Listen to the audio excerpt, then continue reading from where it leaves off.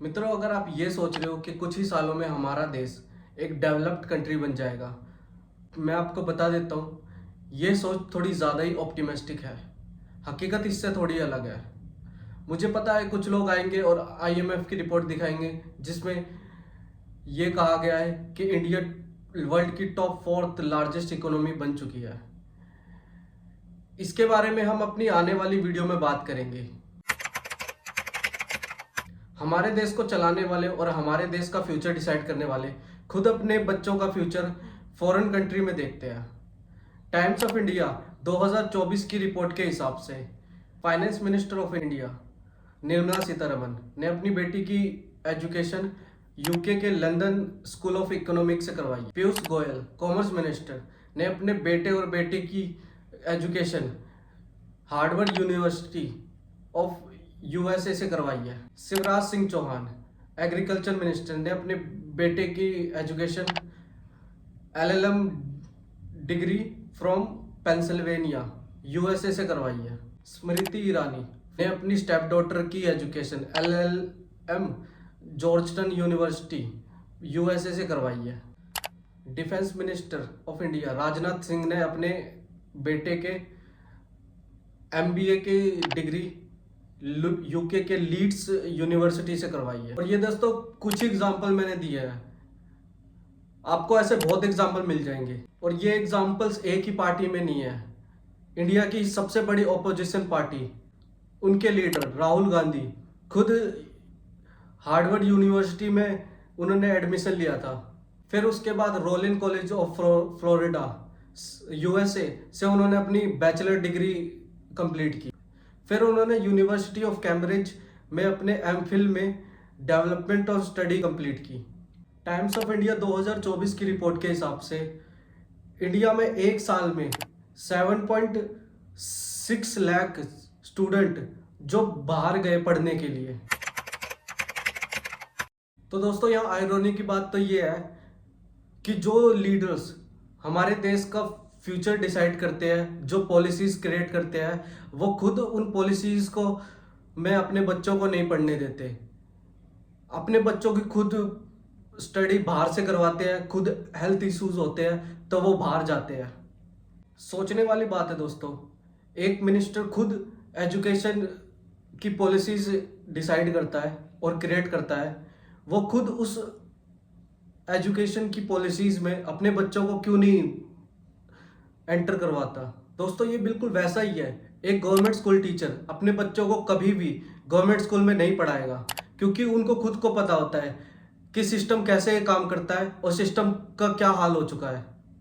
ASER 2023 की report के मुताबिक 30% से ज़्यादा बच्चे रूरल इंडिया में अपनी क्लास की बेसिक हिंदी और बेसिक मैथ भी नहीं कर पाते।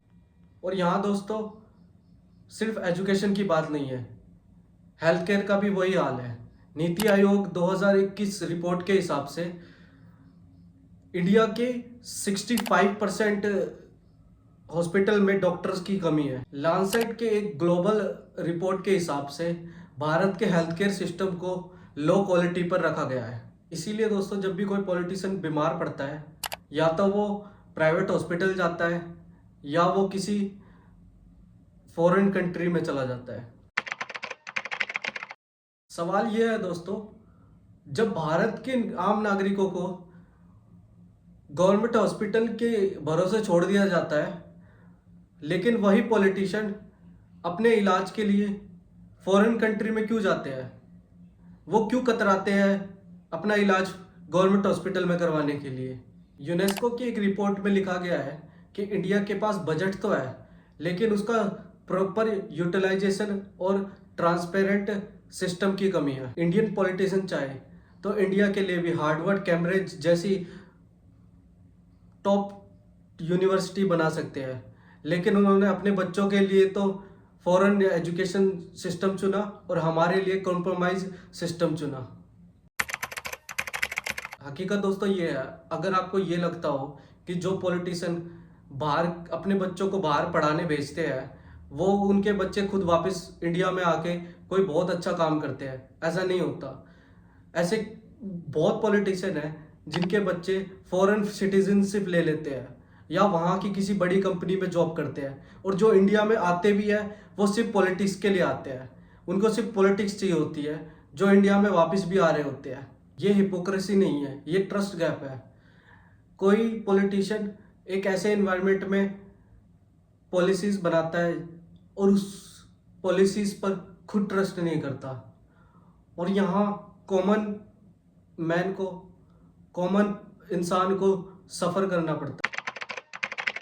और सबसे बड़ी बात यह है दोस्तों, हम कभी सवाल ही नहीं पूछते, हम सिर्फ ग्रोथ नंबर पे फंसे रह जाते हैं। जैसे कि मैंने शुरुआत में बात की थी कि इंडिया की पॉपुलेशन को ये दिखा दिया गया कि इंडिया 4th लार्जेस्ट इकोनॉमी बन चुका है, लेकिन रियलिटी क्या थी? रियलिटी उससे बिल्कुल ही अलग थी, जिसके बारे में किसी को नहीं बताया गया।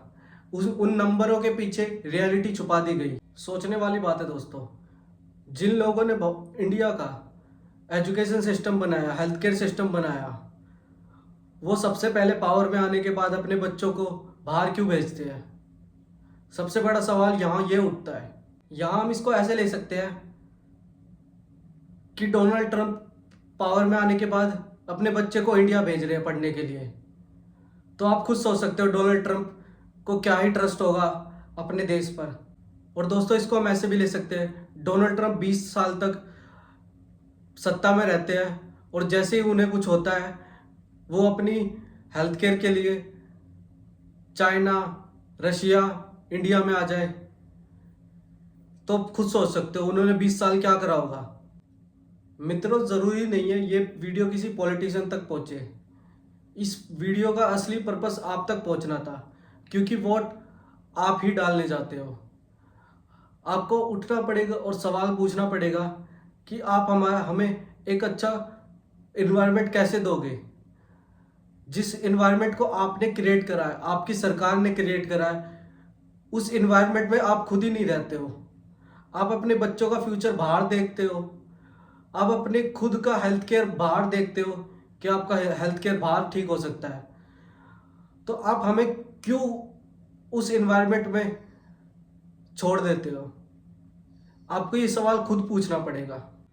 दोस्तों, आप उनसे सवाल पूछिए, क्योंकि उनका बस एक ही काम होता है, पावर में आना, करप्शन करना और निकल जाना। वो खुद भी जाकर फॉरेन में सेटल हो जाते हैं। आपको बस उनसे सवाल पूछना है। दोस्तों, अगर आपको मेरा काम पसंद आया हो तो प्लीज़ मेरे चैनल को सब्सक्राइब करें और कमेंट करें। अगर कुछ गलती हुई हो तो प्लीज़ नीचे कमेंट में मेंशन करें उस गलती को। मैं अपनी नेक्स्ट वीडियो में उसे सुधार लूँगा।